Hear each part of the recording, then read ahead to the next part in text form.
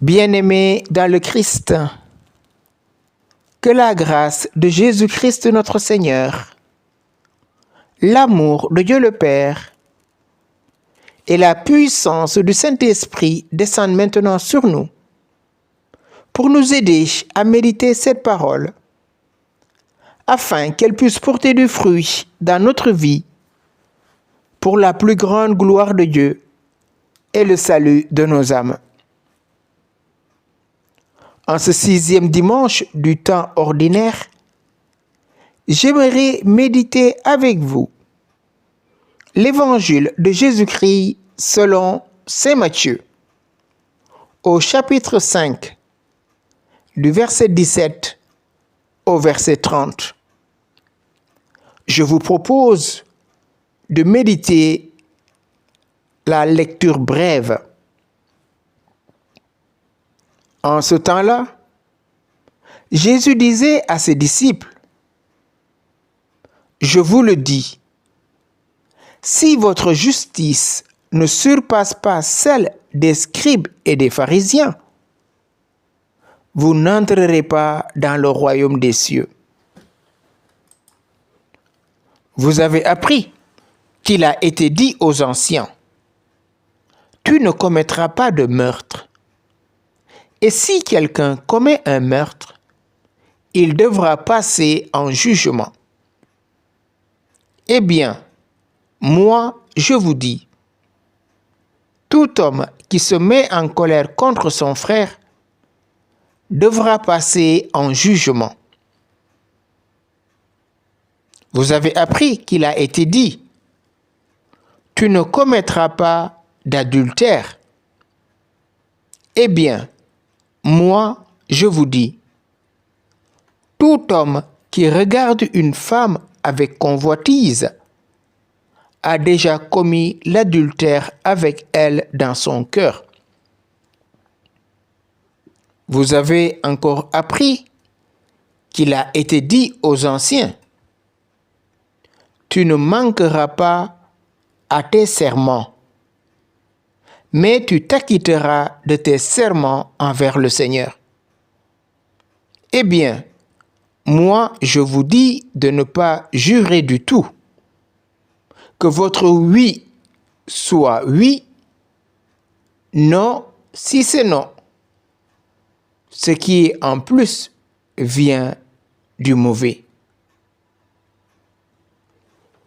Bien-aimés dans le Christ, Jésus commence par nous dire, si votre justice ne surpasse pas celle des scribes et des pharisiens, vous n'entrerez pas dans le royaume des cieux.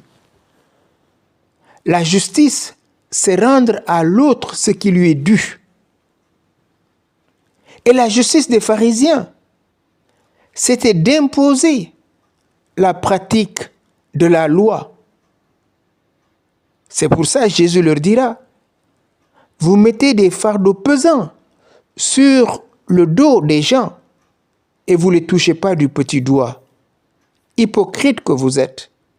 Si notre justice consiste à condamner les autres, à les juger sans miséricorde, Jésus nous dit, vous n'entrerez pas dans le royaume des cieux. Pourquoi? Parce que par notre manière de condamner, de juger, d'être implacable avec les autres, nous les empêchons d'entrer dans le royaume. Parce que notre manière de vivre n'est pas conforme avec la parole que nous proclamons ou avec la foi que nous professons. Être juste, c'est regarder l'autre avec miséricorde, c'est un enfant de Dieu. Je le regarde comme Dieu le regarde et je veux pour lui tout ce que je voudrais pour moi. Vous avez appris qu'il a été dit, tu ne commettras pas de meurtre. Si quelqu'un commet un meurtre, il devra passer un jugement. Tuer une personne, Dieu nous demande de ne pas le faire. Tu ne tueras point. Et je peux tuer l'autre par mon regard. Je peux tuer l'autre par ma langue. Combien de personnes sont détruites aujourd'hui par une parole méchante, par des calomnies, par des diffamations, au point qu'ils préfèrent se donner la mort que de vivre. Nous dirons, mais moi j'ai seulement dit ça. Mais nous ne savons pas l'impact de notre parole ou de notre agir sur les autres. On peut tuer physiquement, on peut tuer aussi spirituellement, par la rancune, la haine, la détestation de l'autre. À ce moment-là, nous tuons l'autre dans notre cœur et nous nions son existence d'enfant de Dieu. C'est pour cela que Jésus nous dit, si quelqu'un commet un meurtre, il devra passer en jugement. Eh bien, moi, je vous dis, tout homme qui se met en colère contre son frère devra passer en jugement. Se mettre en colère et une passion de l'irascible, c'est bon d'être en colère. Mais la colère dont parle Jésus, c'est la colère qui engendre la haine, la détestation de l'autre, le rejet de l'autre, l'indifférence à l'égard de l'autre. C'est-à-dire, il n'existe plus pour moi. Et Jésus dit, celui qui est dans cet état-là devra passer en jugement. Ce que nous rappelle Matthieu 25. J'avais faim, vous m'avez donné à manger. J'avais soif, vous m'avez donné à boire. Et les justes disent, quand est-ce qu'avons-nous vu avoir faim et t'avons donné à manger? Avoir soif, t'avons désaltéré. Et les autres lui diront, éloignez-vous de moi. J'avais faim, vous ne m'avez pas donné à manger. J'avais soif, vous ne m'avez pas donné. Mais quand est-ce? Et Jésus dit, tout ce que vous faites à ces petits, c'est à moi que vous l'avez fait. Voilà le jugement, frères et sœurs. La colère qui engendre la division, la colère qui engendre la mort, est passible de jugement. Vous avez appris qu'il a été dit, tu ne commettras pas d'adultère. L'adultère, c'est avoir une relation sexuelle avec le conjoint d'autrui. Eh bien, moi, je vous dis, tout homme qui regarde une femme avec convoitise a déjà commis l'adultère avec elle dans son cœur. Et donc, Jésus nous demande de corriger notre regard. Pourtant, je l'ai juste regardé, mais je l'ai désiré, je l'ai ramené à moi. Et donc, je suis dans la convoitise. Je ne suis plus dans un regard de contemplation, d'admiration. Je suis dans la convoitise. Je déshabille l'autre par mon regard et j'utilise l'autre par mon regard. Et cela est malsain. Vous avez appris qu'il a été dit aux anciens, tu ne manqueras pas à tes serments, mais tu t'acquitteras de tes serments envers le Seigneur. Eh bien, moi je vous dis de ne pas jurer du tout, que votre parole soit oui si c'est oui, non si c'est non. Tout ce qui, en plus, vient du mauvais. Frères et sœurs, Jésus connaît nos cœurs. Combien de fois sommes-nous en train de nous justifier? Combien sommes-nous en train de culpabiliser les autres par la manière de nous adresser à eux? Jésus est venu nous apporter la lumière sur notre vie morale, sur notre vie chrétienne. Nous avons besoin, frères et sœurs, de nous convertir, c'est-à-dire changer notre regard sur Dieu et sur les autres. Jésus s'inscrit dans cette progression. Il n'est pas venu abolir, mais accomplir. On vous a dit, moi je vous dis. Pas question de gommer ce qui était là avant. Il s'agit d'en franchir une autre. Je ne suis pas venu abolir, mais accomplir. Tu ne tueras pas. Jésus dit, tu t'interdiras même la colère et tu iras jusqu'au pardon. Dans un autre domaine, tu ne commettras pas d'adultère en acte.